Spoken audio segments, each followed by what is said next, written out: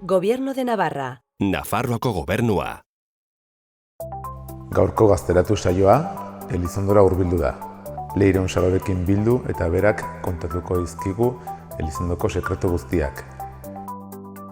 Eta saioa bukatzeko, Ane Barkosek berriz Don Kaspitron ilustratzailea elkarrizketatuko du.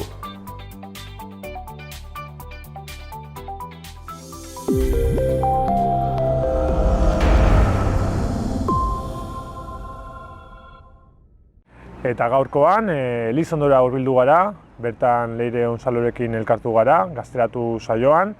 Leire, bera lehen hezkuntzako irakasle, Baztan ikastolan, Elizondon, eta horretaz gain ere bai, trikidantzeko kantari. Atxaldeon, Leire? Atxaldeon, bai. Konta iguzu, non dago Elizondo? Pues Elizondo Nafarro iparraldean kokatzen den herri bat da, Baztan baiaran dagona, 15 herrin tartetako hietako bat da. Eta, bueno, pues errain dugu dagoela iparraldean, iparraldeakin mugan, eta gero pues, inguratu bai Malerreka, Bortzirik eta Bertzelako baiarez. Baztango hiriburua, ez? Bueno, hala diote haunitzek, ez dakit, nik ez dut ala sentitzen, ez? Baina tamaino aldetik hartzen badugu hiriburutzat orduan bai. Baina, bueno, bertzak bezala, dugu. Jendari dagokionez, zenbat biztanle inguru ditu? Pues oraintxe bera esatola zehatz-mehatz ezin datzut erran, baina nik uste 3000 pasa bagarela bai. Eta hauetatik gazte kantitatea garrantzitsua dela erango zenuke? Bai, gazterie nabarmena da bai, bai. Hemengo gazteak ere bai, saiatzen dire ez, bertan jarraitzen, ondotik? Bai, saiatzen dire eta saiatzen gara ez, nik uste dut baztandarrak zerbait baldin badugu baztandarra garela dela. Eta, bueno, pues, gero ez da gehiago aitzen da inguruen jendeak hemen bertan nahi dugule gelditu, ez? Eta, bueno, tartean ni adibidez, ez? Azkenean, sinisten duzulako herrien, herriko bizitzan, eta, bueno, etorkizun bat ere nahi duzulako, ez? Herriendako, eta baiarandako, ere bai. Herritarren bizimodua laburbilduz nolakoa izango zen hemen Elizondon? Egun normal bat hemen, bueno, nik uste dut Baztanen baiaran orokorrean nahiko tranquil bizi garela, ez? Norberak egia da orokortasunean normala edo ohikoa izeten dela lan aitea, ez? Ordu batzuz, lan hain, gero etxeko aferetan ere bai, hemen haunitzek baratza dela, hazienda dela, gauzat eta bertze izeten direz herrin. Eta gero, pues, edo lagunekin mendibuelta bat, edo tragoska bat, edo kirolekintzaren bat, musikakintzaren bat, arteakin lotutako zerbait.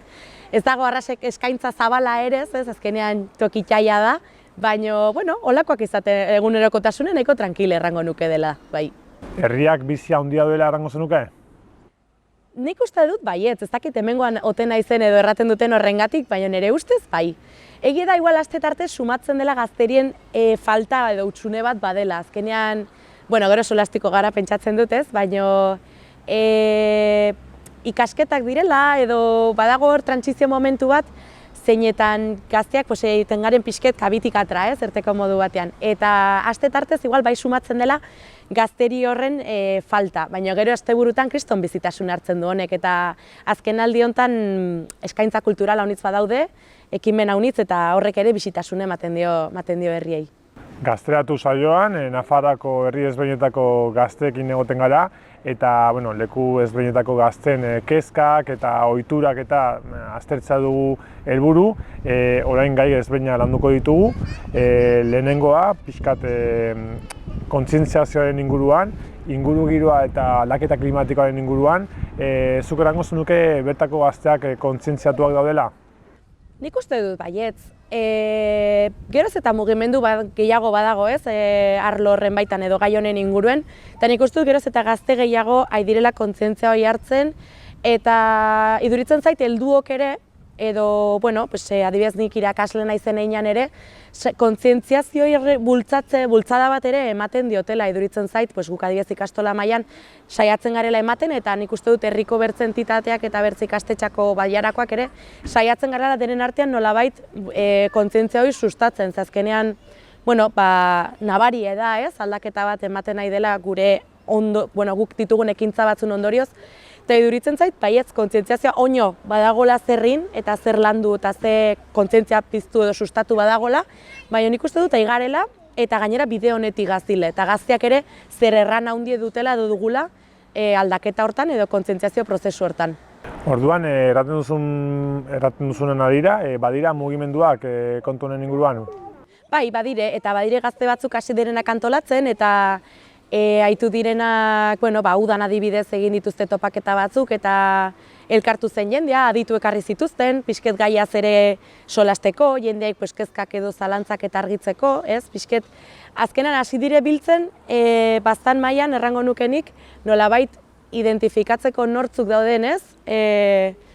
Prozesu hortan edo eta ikasteko, nik uste denen artean ikesteko gogoz. Gainera, baztanen ere bai, baditugu, ez? Kasu batzuk, zeinetan pixkat inguruan arazo batzuk sortu diren eta mugimenduak suertatu behar izan diren ere bai, ez? Hoi da, eta gainera nahiko zalapartatxoak izan direnak, ez? Ordu aroztegia, orain ere arrobi dugu hor aizkun eta albete tartean, ez? Eta kusten da ere, eta bertzain bertze, ez? Erdiz, eta kusten ditugu, kusten da, ez? Baiara bera kontzientziatu dagoela horrei aurreiteko eta horren kontra eta herriek bera agertzen dela, ez, kontra. Leire, zure lagunekin edo zure lagun kuadriakin egunerokotasunean, baduzue ohitura kontu hauen inguruan solasteko? Egia da, igual egunerokotasunean, egunero mahai gainean atratzen den gai bat igual ez dela. Baina bai solastu izan garela maiz, ez? Eta justo kuadriako bat ere hor dugu saltxan sartu, errain dugu. Eta... Ezagutzen dugu hemen xaloan, nik uste? Bai, nik uste dut arras ezagune duzuela, bai. Eta, bere bitartez, eta gero gure kezka, gure zalantzak ere izaten ditugu, ez? Azkenean, erranduten bezala, kusten duzu aldaketa bat aidela ematen, gauzek ez dazte, ez? Kanbeharko zinen bezala, errateko modu batean, kusten duzu gehien bate guraldien, ez? Temperaturak eta bar. Eta, bai suertatu izan da gaia, bai solastu gara, ere bai mugitu gara, izan dugu neinean, eta, hortan gabiltza ere bai. Eta zuk pertsonalki kontu honen inguruan ze pentsatzen duzu edo, ze kezka dituzu? Pentsatzen dut badago launitziteko eta hain beharra dugule, ez? Denen artean azkenean ez du haunitzetan erten den bezala batek iten duen esfortzuen bada zerbait ere, baina denen artean iten dugun pixerra oina handiagokoa da, ez? Eta, ni nire neurrien edo nire mailan saiatzen naiz, ez? Nolabait laguntzen, aportatzen, eta nire partetik ere harritxo bat edo aletxo bat batzen. Eta, nik uste ni nahiko konten nago edo behinpin nire kontzientzia trankil dut. Ze gero ere bai irakasle bezala saiatzen naiz, sustatzen eta gazte, nire ikasleen artean, ez? Ideia horiek bultzatzen, orduan nik uste dut, orokortasun batean solastuz iten dutela zerbait ere. Gehiago iten alda oino, eta sortako gaude ikasteko eta beti eztabaidatzeko eta ikasteko pres. Baina, nik uste pausuz pauso hain naizela nire bai. Lekun batean zaude, ez? Arazo hau lantzeko eta kontzientziazio hori lantzeko pixkat, irakasle bezala nahi dut. Bai, azkenean hemen bade mugimenduekin eta dena laguntzen du, bai, horrek. Orain, kontzientziazio lanketarekin segituz, berdintasunen gaia, nola ikusten duzu kontua? Badago kontzientziazioa zentzu honetan ere bai? Nik uste dut berdintasunen baitan azken urtetan mandela aldaketa haundie, onerantz, errain dugu. Ze iduritzen zait azken urtetan kontzientziazio maila ikaragarria handitu dela, eta baztan maila ideire mugimendu bat ematen nahi dela, eta hasi garela ekintzetara pasatzen, ez? Lehenago ideietan edo hipotesietan gelitzen ziren gauzoiek oraia ekintzetara idire pasten, eta baditugu hor berdintasun plana, eta baditugu bertze data seinalatuak daudenak, ez? Azkenean laguntzen dutena kontzientziazioen sustatzean. Eta berrez ere, zaintzinen bezala, ikastola bezala, irakasle bezala, eta baztango herritar bezala ere, kontzientziazio horrei bultzada baten saiatzen naiz maten, ez? Azkenean beharrezkoa delako. Baditugu mugimenduak ere bai, arlo hontan, baztanen? Bai, baditugu neska gazteak elkartzen direnak, eta gero ere badugu, ez? Azkenean udalean ere badago berdintasunare, zinegotzeak edo elkarteare bai, eta poliki iduritzen zait mugimendu hori haidela, ez? Haidela forma hartzen, haidela bertze itxure bat hartzen, orain ere berrik indute deialdia berdintasun planai forma emateko, eta deialdia indute herri mailan, ez? Azkenean baztan baiara nahi duena parte hartzeko, eta holako mugimenduekin nik uste poliki ikusten dela mugimendu geroz eta gehiago. Espero dugu gauza gehiago joatea. ikasketa eta lan egoera aztertuz, hemen Elizondon zaukera dituzte ze ikastetxe daude?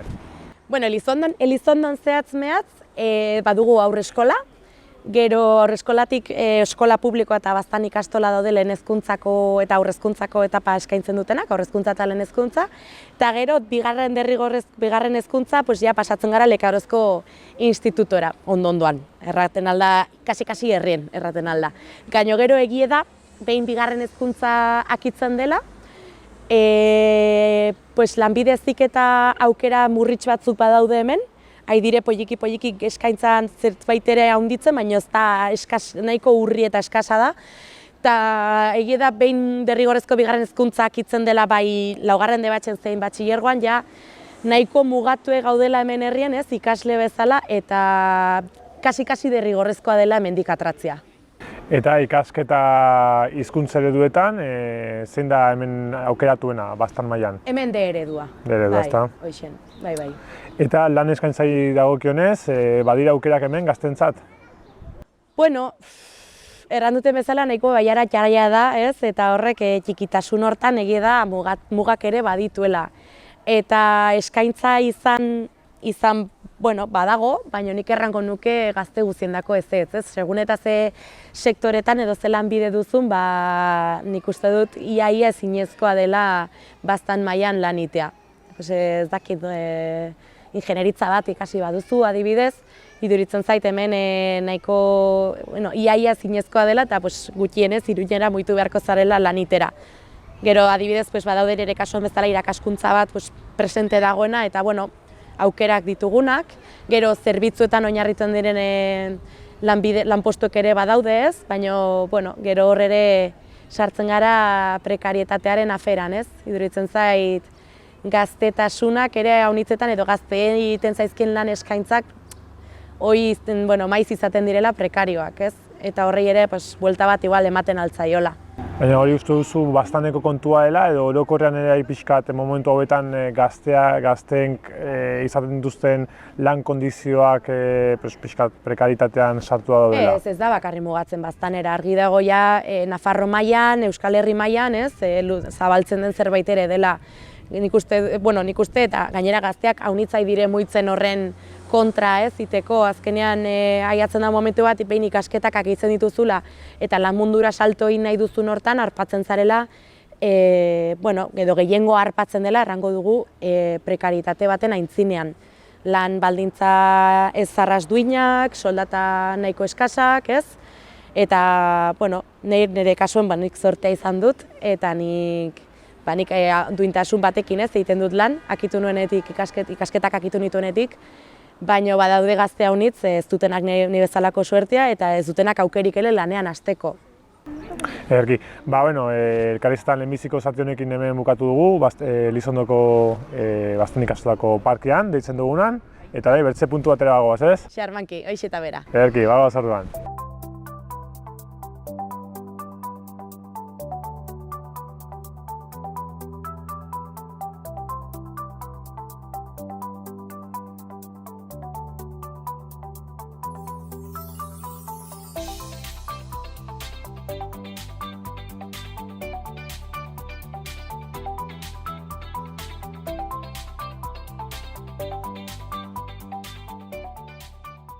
Baztan ikastolako parketik, orain nola etorri gara? Elizondoko plazara? Hemen udaletxe parean, ez? Hoiz eta bera, mentxe gibelian udaletxea, por si acaso. Eta orain gazte mugimenduen inguruan solastuko dugu, herrian gazteak elkartzen dira, edo zarete? Bai, elkartzen gara. Erranduten bezala lehenago, aste tartez igual ez da inbertzek usten gazterie, baina aste burutan karriken iskin guztietan kusten zaiku. Eta gazten elkartasuna badagoela errango zenuke? Bai, nik errango nuke baietz. Azkenean, egia da, herriko eskorra izetean, haunitzetan kuadrillaka edo antolatzen gara, eta normalean izeten da adin kontu edo adinek markatzen duen zerbait ere.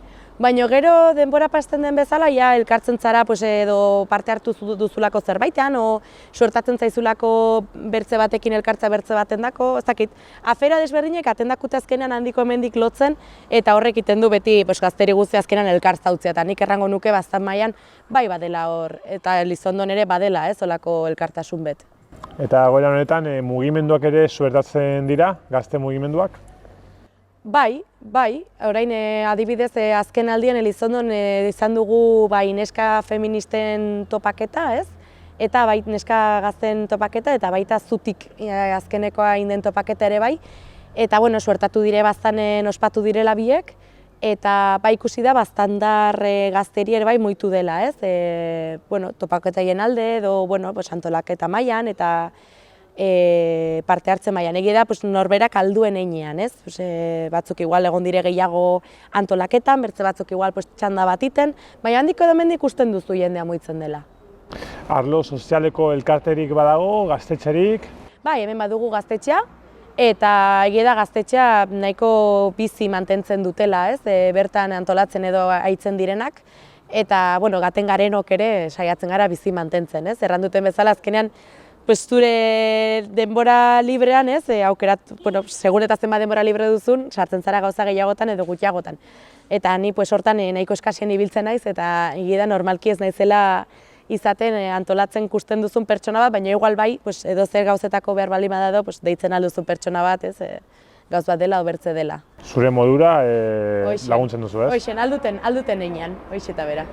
Eta Elizondo gazte ekitaldiak antolatzen diren herri bada, ugariak dire, horako gazte ekitaldi hauek? Bai. Nik uste dut baietz. Urtean zehar badire olako data seinalatu batzu, zeinetan gazteak muitu, antolatu eta bueno, beraien egitaragoa ere proposatzen duten gazteendako eta denendako, ez, herritar guztiendako. Eta errango nuke baietz, aktibo mantentzen direla.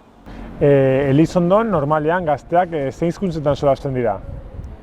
Pues hor badago, egia da eskuaran arnasgunea garela, ez, erraten dute haunitzetan baztanez solasten delaik, eta egia da eskuara aitzen duzule eta nabarmena dela. Baina hala ere, nabari ere bai badagola adintarte bat, igual lehen hezkuntzako 6. mailan edo hasten den mugimendu, ez dakit nola erran fenomeno bat danik, oiniken ez duten arrasongi entenditzen, baina gazten dire bapatean erdarara jotzen edo gazteleraz mintzatzen hasten dire, ez dakinik guaiagoa edo hobeagoa direla sentitzen diren, ez dakit zer, eta horri egoten da urte batzuz luzatzen da denboran, batzui luzatzen zaie gehiegi, bertze batzui gutiago, horri zeten da, baina gero egi da, ikusten duzula, behin adinen, 16-17 urtetan berriz ere, nola bueltatzen diren eskuaraz mintzatzera, ez? Eta nik errango nuke orokortasun batean, baietz eskuaraz mintzatzen dela haunitz. Errango zenuke jendea pixkat hemen kontzientzatua dagoela euskararen biziraupenerako baduen garantzia hizkuntza honetan ere solastea? Nik uste dut baietz. Igual haunitzek hasten dire heldu direla ikasten edo matrikulatzen dituzte seme-alabak D ereduan eskuaraz ikasteko. Nik uste dut baietz kontzientzia badagola eta herri hontara etortzen denak edo herritarrok badakigula eskuara zaindu behar dugula, altxorra dugule, ez? Eta guk ez badugu mintzetzen ez duela inor gehiago inen. Ederki. Elizondon, kirol eta kultura arloan ze aukera ditugu, dire? Bueno, pues kirol arloan, hasiko naiz hortik, alde batetik badugu futbol taldea, eskubaloi taldea, errugbi taldea ere bai, gero badire gazte batzuk ere skate munduan sartzen nahi direnak eta biltzen nahi direnak, eta gero badugu ere bai polikiroldegia zein pistinan igerilekoen ere bai ez, aukera gimnasioa, pistina, igerilekoa, eta bertzelako kirolak ere praktikatzeko ez, eta gero badaude ere zentro pribatu batzuk, zein edan aukera duzu, zumba, yoga, o dena delako aiteko. Orduan, kirola munduen errango nuke badagoela eskaintza oparoa eta aukera desente. Eta kultura arloan badugu musika eskola, horrek mantentzen du bizirik ez, pixket musika errango dugu, musika ikasketa horiek, eta gero ere badituzu eskaintza desberdinek ikastetxeetan, edo arloia pribatuan ez, aukera mantenatzutenak ikasteko, baina horik eskaintza kulturala edo arlo kultural hortan bai faltan sumatzen dutela ez, igual nik hurbilagotik bizitzen dutela godo, ez dakit, baina bueno, badaude astebururo eskaintza desberdinek, eta egia da hoi geroz eta indartsuago dagola eskaintza hoi, eta geroz eta gehiago indartzen den zerbait dela eta pozgarria da, baina hala ere, iruditzen zait, gaztei beire zerbait, edo gaztetxoei beire igual, zerbait gehiago ere iten aldela. Baina, bueno, nik usten dute bagazila intzinet hortan ere bai. Geroz eta aukera gehiago suertatzen nahi dela, ez? Hoixen, bai, eta kontzientzia gehiago hartzen nahi dela ere, bai.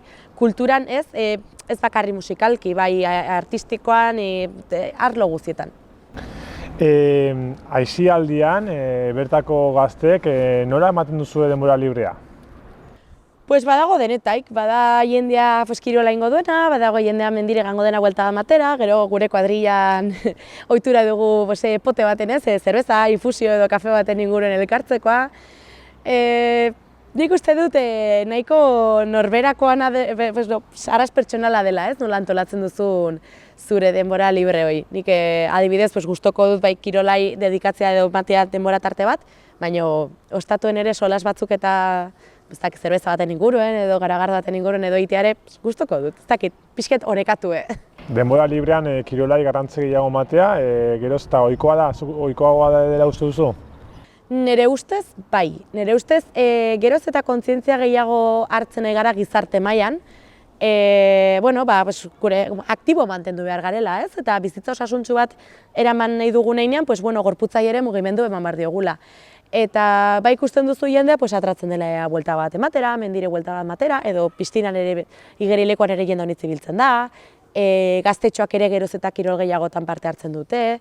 Nik uste dut, baietz, kontzientzia gehiago dugula gizarte mailan zentzu hortan. Eta besta egiterakoan, elkartzeko ze ohitura duzue, nola antolatzen zate lagunak? Besta egiteko? Bai. Besta egiteko. Plan normalen izaten duzuen plan bat, besta egun batean. Ah, bale. Beste egun bat, segun eta zein den, ez? Bastan mailan dagoen eskaintza. Parranda baldin badago, seguro parrandara joko dugula. Eta ez badago parranda, egun pasak ere politek izaten dire, ez? Azkenean haunitzetan lagun taldean beti aipatzen dugu, ez? Normalean jotzen dugu arrasurrun dauden tokiek ezagutzera, ez? Abiona hartu eta aratunet eta haunitzetan badakigu gehiago. Hemendik abionean 4 ordutan dauden tokietaz, ezenez bastan mailan edo hemendik kotxea hartuta edo oinez gan eta segidoan dauden tokiez. Ordu gure kasuan saiatzen gara ere xokoiek eta biletzen eta zautzen. Harremantzeko herriko gazten artean, nola izaten da? Nola harremantzen zarete? Harremantzeko? Erran duten alenago, ez? Edo parte hartu zekimen batean edo antolatuz, ez? Herriko besta direla eta sartzen zara komisioan, edo ez dakit, edo orain ere berdintasun plana dela eta sartzen zara taldean, edo olako zentzuen, obertzela ostatuen. Hor dugu intza ostatue edo hemen plazako hauek ere bai, ez? Haunitzetan gazten elkargune izaten direnak, eta han kartetan dela, musean dela, edo orain ere dardoetan dela, edo gaut beti aitzaki bat badago elkartzeko. Geografikoki, bertzeze herritako jendearekin harremantzen da hemen Elizondarra? Geografikoki, bastango bertze herriekin errango nuke. Bai, nik Baztandarra lotzen dut bastango jendeakin. Gero egia da, gatentzarela zabaltzen, zure muga horiek zabaltzen, biziek eramaten datzun bezala intzinez, eta igual Malerrekakoren Leitza inguru hartan, Bortziriek, inguruen ditugun horiekin ere harremana suertatu daiteke, edo suertatzen alda. Baina Baztandarra arras Baztandarra da, eta bertakoekin. Orain gaia pixkat aldatzen, Leire, orokorrean, zein da Elizondarrak Elizondoko gazte batek duen kezka nagusia? Izaten alda, kezkak azkenean arras pertsonalak dire eta norberak ditu beriak, ez? Eta nik, orokortuz, alde batetik nik errango nuke nire kezketako bat eskuarak duen bilakaera dela, ez? Hain naizelako kusten, nire ikasleen artean edo gaztetxoen artean erdara geroz eta gehiago haitzen dela eta hori badut kezka bat horrez, ze pastuko den edo nola hain horrei aurre. Gero bertze kezka bat da baiaran etorkizune, ez? Azkenean solastu garen bezala lehenago, gazteak hemen gelditu nahi dugu, baina ez dugu batre erresa hemen gelditzeko. Eta hori ere bertze kezka bat da, azkenean gazte guztiek katen bagara hemendik, ez? Ze geldituko zaiku bazanen, orduan etorkizun hori ere, bueno, kezka bat sortatzen zaizu azkenean. Nik errango nuke gazte eta orokortasunean solastean hori bie direla, ez? Eta gero noski gure gazteon etorkizune ere bai, ez? Azkenean ikusten dugu lanbide edo lan mundue geroz eta zailagokoa, ikusten dugu emantzipazio hori ere geroz eta zailagokoa, eta non gelditzen gara, edo non gaude, non dago gure etorkizune, ez? Noiz loratuko gara gazteok, ez? Orduan nik uste horren baitan daudela gure kezkak. Kezka nahiko orokorra. Elizondoren kasuan, errango zenuke badela aldarrikapenen bat pendiente momentu hauetan? Elizondon kasuan, nik Elizondoko herri bezala, ez? Edo herritar bezala, bai, igual zentratuko nintzela azkeneko kezka hortan, ez? Gazteon etorkizunan kezkan. Bai, ze iduritzen zait, bueno, pues herriko eskorrena garen einean, jo, pues baliabide gehiago ere batugula, eta, ba, bueno, gazte hori ere zaintzen alzaikula, eta eskaintza gehiago ere ematen altzaizkigula. Horre, ja trukoa zein ote den, ja hori zaila da, ez? Azkenean nondik jo edo jakite hori. Baina, bueno, iduritzen zait, hau hitzetan, pues, gibelean gelditzen garela gaztiok. Erabaki horiek politikarien zatu zaitu, ez? Utziko diogu beraiei, hortako daude ez dela. Bueno, eta orain azkeneko galdera Parrastarekin gane naiz. Hemen astebururo turistak etortzen dira, udetan ere bai turistez beteri gaude, eta baztane, pues, bueno, erakargarritasun badu, ez, kanpoan. Zure ustez, zein dira Elizondoko txokorik politenak? Txokoi politena, jo, eske niri haunitz gustatzen zait, erraz Elizondarra da hoi, baina haunitz gustatzen zait gure herrie. Eta xoko politena, bueno, pues, bat da, azkenean haunitz esplotatu den toki bat txokotoko presa dugu, ez, hor zubietik ikusten den presa hoi, ja ikusten duzu asteburutan ez dago tokik ere hortik pasteko kasi, jende guzek argazken nahi du hor. Eta niri hoi arras xoko polite iduritzen zait, arras polite. Gero nik haunitz estimatzen dut ezakit txikitako oroitzapenen gatiko te den edo zer, iturri ederreko orgoiten behartzun aldera ganez dugun errekatxo hori ere haunitz estimetzen dut. Haunitz gustatzen zait, baina nik uste oroitzapen horiek ditutelako, ez? Gero ere, bueno, Elizondoko elize, plazak, badute bere xarma, ez? Baina nik errango nuke, gero herrien orokortasun batean ere xarma duela, arkitekturak, ez dakit. Giroak, igual, Giroak ere bai, hoi da. Eta urteko egun seinalatuak zeintzuk dira? Urteko seinalatuek dudik gabe lehenik eta behin baztandarren biltzarra, hoi pertsonalki dan ere agendan arrasongi apuntatu dagoen egune, gero Elizondoko bestak doike.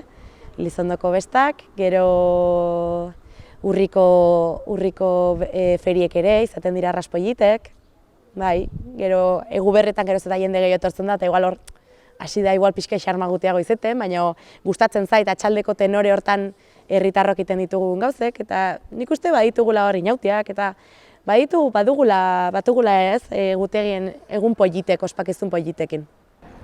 Eta Elizondokoa ez den gazte edo pertsona batek, herria ez duenan ezagutzen, baina kontu mateko pixkat herriak baduen berezitasuna edo ze espeziala den edo maitatzeko, zer jakin beharko luke zure ustez? Pues, naiz eta koskorra izan, ez, jakin beharko luke azkenean hemen herritarrak denak zautzen garela, handiko hemendik denak zaune garela, eta horrek ematen duen konfiantza, ez? Azkenean karriketik zazi, denak zautzen dituzu, denak ezagune dire, lasaitasun batean bizitzara horren ondorioz ere bai, ez? Azkenean horrek hartzen datzu, zautze horrek eta tranquili biltze horrek ematen datzu tranquilidadia. Eta gero, pues, zerbitzuetan edo dendetan eta sartzen zaren momentuen, kasi denez zautzen datzutela. Bai, handiko hemendik badakite nor zaren, lotzen datzute, eta azkenean horrek ematen datzu famili batean bizitzen sentsazioa, ez? Errari du zure familitik aparte, pues, elkartasun batean eta goxotasun batean bizitzen aukera eta lasaitasun. Eta nik uste Elizondo horrek iten duela berexi. Azkeneko galdera bezala, erranduzu, zure gomendioa, zure beste egunetan baztandaren biltzara dela maitatuena, baina zure lagun bateri kanpotik etortzen bazen, ze plan proposatuko zenioke? Bira, suertatu zait, unibertsitateko lagunen bate hola etorri zana, edo deitu izana, ez Leire banai Elizondora, ez dakiz zer, eta da normalean gomendatzen duten plana izaten dela bastan mailan, igual Elizondon mugatu beharrean, igual bastan mailara zabaltzen den plan bat dela, eta normalean beti bisitatzen dugu Amaiur, beti bisitatzen da Erratzuko Urjauzie, eta gero edo Zubipuntan edo Amaiurko Errota, ere bai, ez, pixket trip ere betetzeko, gero Elizondon buelta bat ere iduritzen zait beharrezkoa dela, gero Zigeko bidean edo dagoen behatokiregan, ere bai, izaten da bertze plan bat iten duguna, eta gero normalean ere bai azkenean herriz-herri pasaietan ibili, ez? Iduritzen zait herri bakotxak ere bere xarma duela eta behin merezi duela buelta bat man, kusi, etxeak eta aztertuz, azkenean baztarek ere zerbait xarmangarri bali madu parajeaz aparte ere bertako etxean arkitekturaren ere ustez badela. Eta, holakoa izaten da plana, baina erranduten bezala, lasai bizi gara eta planak ere lasaiak izaten dire. Eta gero, edo Elizondon inguruen edo ongia faldu, eta aitzake baldin badago, aukera badago, parranta hon batekin akitu. Bukera ona, Elizondon bai bastanen aukerak barra, Leire, mi esker hauniz gaurkoan pixkat Elizondon inguruan informazioa matatik, erakustagatik pixkat zure pentsatzeko modua, eta, mi esker hauniz. Esker mile zuri, bai. Nola ez? Haupa trekidantz, egonen gara. Beste bat arte. Beste bat arte, jo.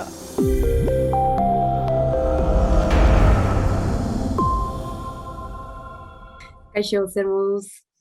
Untxa eta zu?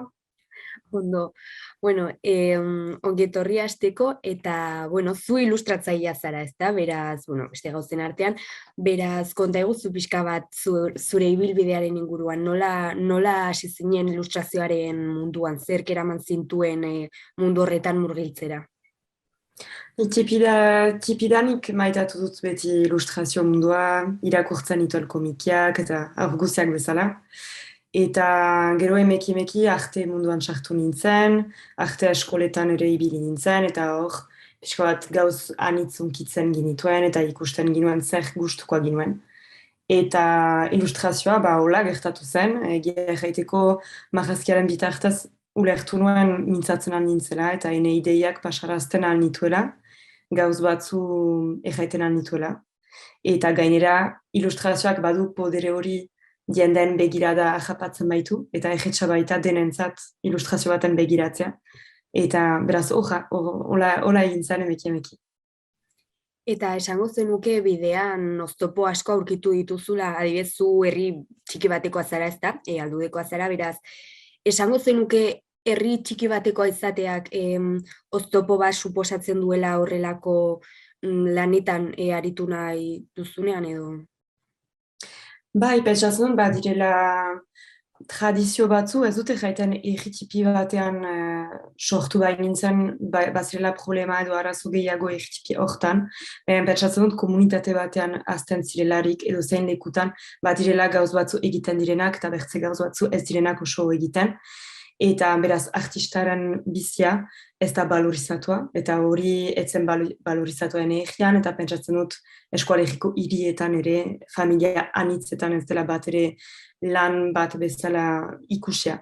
Eta beraz anitz borrokatu naiz, eta borrokatzen niz gaur egun ere, ulertarazteko jendei, bai izaiten handela, egiten handela bizi bat hortaz, eta beharrezkoak girela, gure lana bizki importanta baita kulturan, eta gizarteaz baita aitzinatzen kultura gabe, beraz beharriko girela. Beran bai, badira beti dudak, artista zirelarik baituzu beti gora berak, eta baituzu pasarte batzu dudan pasatzen duzunak, eta bertze batzutan aizira lanean eta bizki egetsa zaizu. Beraz, da bian arteko hori da sortzen delarik, eta normal da berdira gora berak gauzak martxan ezartzeko. Eta ezagutzen ez dutenentzat nola definituko zenuke zure obra, zer esango zenuke egiten duela berezi? Ene estiloa egan nahi duzu? Bai. Bai. Nik egiten duten lana da gehiago zer gaia tratatzen duten ene lanean, beraz, hola ejango nuke ni eskualduna niz, gaztea niz, eta LGTB familiakoa naiz, eta feminista niz. Eta gai horiek ikusten dira ene lanean. Eta gero pesatzen dut ene lana biziki koloretsua dela, Bertzek erraiten didate, ene pertsonaiak ezagutzen dituztela lan batetik bertzera eta ikusten dela ene lana dela, baina enetako biziki zaila da hori horren ikustea. Ez zira hartzen estilo bat baduzula zuk egiten duzularik. Behazara, nik badut gehiago ilustrazioa baliatzen dut aktibista izaiteko eta mezu batzuen pasarazteko. Eta, lehengo urtean, Bekatorrosak izeneko liburu argitaratu zenuenez, konta eguzu pixka bat lan honen inguruan, zer da liburu hau? Beraz, liburu hortan, badira 7 elkarrizketa, 7 pertsona horiek, mintzatzen direnak, basen afartajak dira eta erritipi batean handitu ziren. Eta guztiak dira lesbianak, homosexualak eta bisexualak. Eta denak kondatzen dute nola pasatu duten haien egian eta nola handitu diren eta ze bojoka ere manduten haien bizian. Eta hori dena abiapundua biziki pertsonala zen, enetako, erretazioan bezala erritipi batean bizi nintzen eta 6 urte nituelarik ulertu nuen ez nintzela heterosexuala eta neska bat ez maite mindu nintzen. Eta orduan gay eta LGTB hitz guziak ez ginituen bat ere jaiten gure egian. Nik ez naken ere zer nahi zuen lesbian hitza.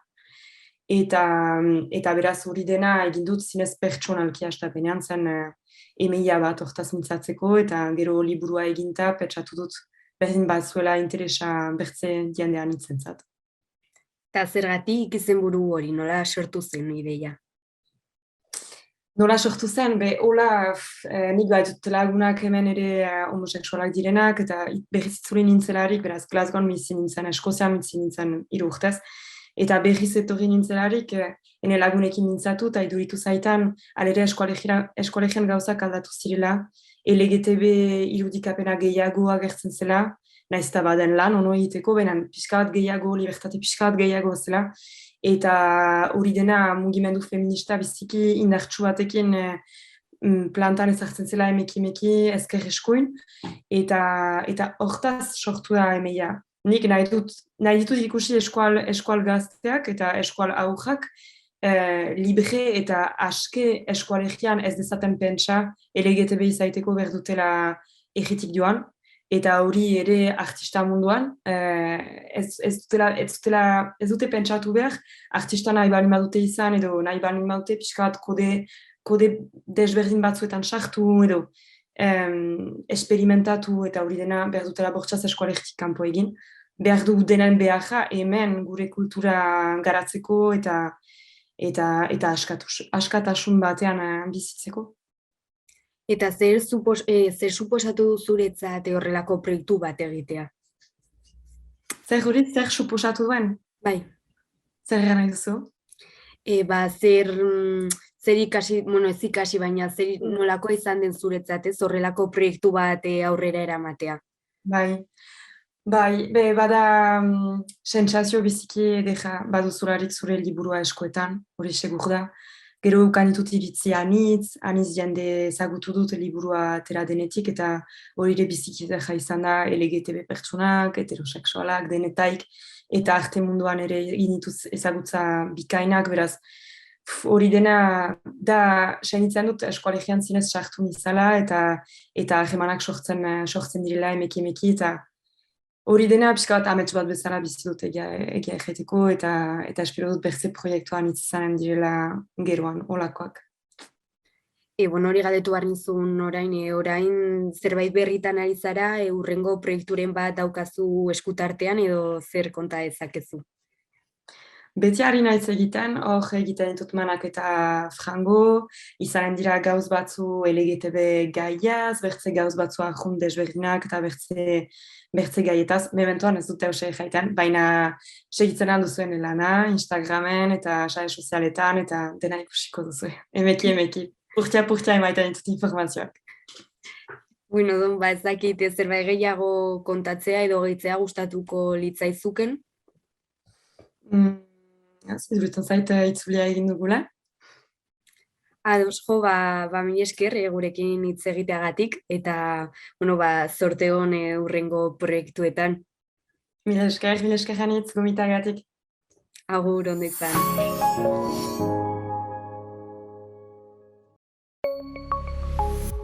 Gobierno de Navarra. Nafarroako gobernua.